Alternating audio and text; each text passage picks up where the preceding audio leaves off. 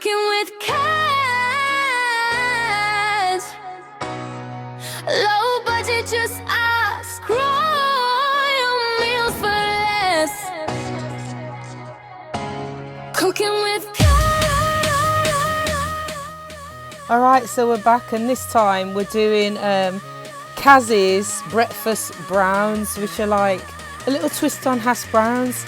So you need 3 potatoes, 3 sweet potatoes, half a loaf of wholemeal bread, seasoning, and your olive oil to fry them in.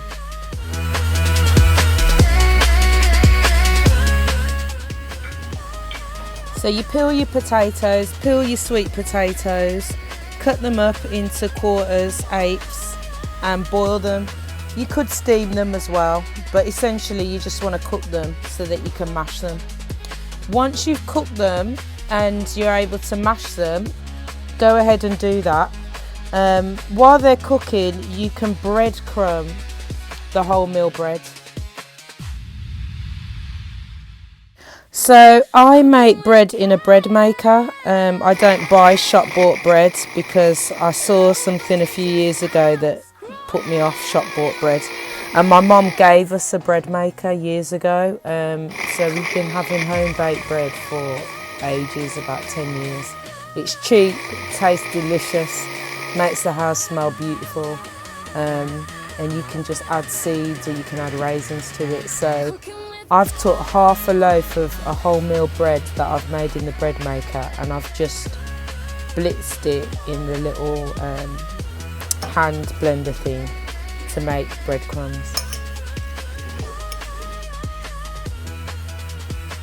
So you mash up your potatoes and your sweet potatoes, and then you just add your seasoning. So I like black pepper. I like the coarse ground black pepper. I don't really like the fine black pepper. I also like to add all-purpose seasoning. That's kind of like a staple in a Caribbean household. That goes in everything. So it's quite lazy, and there's people that would go, you know, you can't really cook if you season everything with all-purpose, but I don't care. Like, it works for me. And then for this, I really like garlic granules, which is a nice shortcut, I find.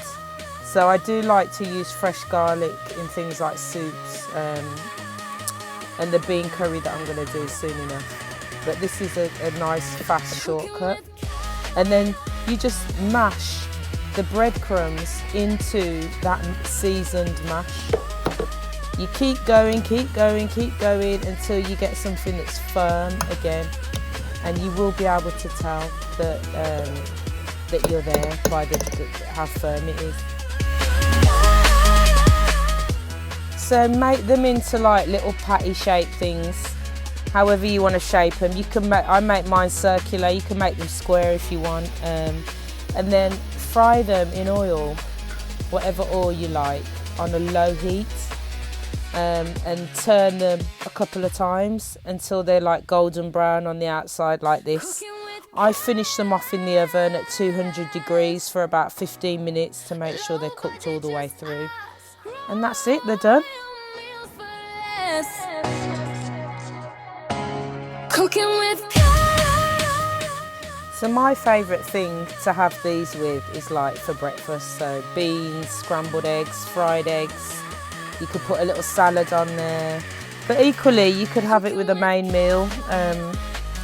I am going to try them with some fish because it's on my mind, so I'm going to flake up some fish and put that in. I reckon salmon would probably be really delicious. So yeah, another simple recipe with a few ingredients that anybody can make. You don't need lots of equipment. And you can buy things like panko. So you don't have to make your own breadcrumbs. If you haven't got a little hand blender, you know, there's ways you can do it. You can rip up the bread, make it a bit more rustic.